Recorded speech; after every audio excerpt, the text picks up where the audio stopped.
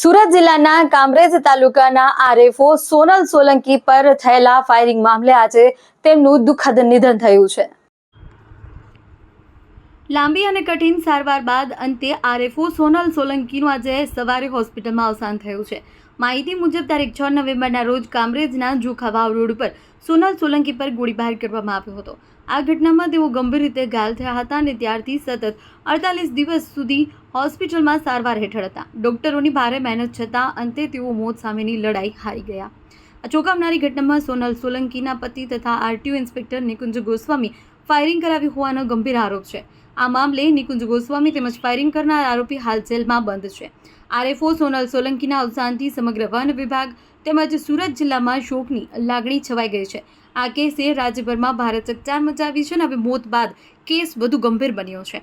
Police દ્વારા આગળની કાયદેસરની કાર્યવાહી હાથ ધરવામાં આવી છે। અહેવાલ હરગોવન ચૌહાણ, ખબર બનાસકાંઠા ન્યૂઝ।